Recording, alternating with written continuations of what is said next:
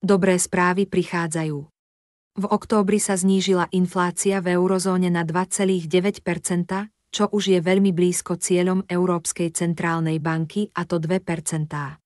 Preto je veľká pravdepodobnosť, že v druhej polovici roka 2024 bude Európska centrálna banka znižovať úrokové sadzby. Povedal to aj jeden člen Rady guvernérov Európskej centrálnej banky.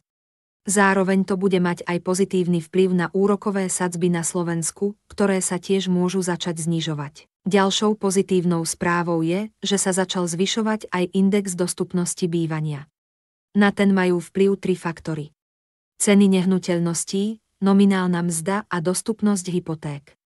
Ceny nehnuteľností klesli, mzdy postupne stúpajú a úrokové sadzby by sa mali začať znižovať od budúceho roka. Znamená to, že ak index dostupnosti bývania stúpa, stále viac ľudí má možnosť si kúpiť nehnuteľnosť. Má to vplyv aj na pozastavenie poklesu cien nehnuteľností a postupný začiatok rastu. To bude závisieť aj od celkovej ekonomickej situácie Slovenska a tempa zadlžovania sa.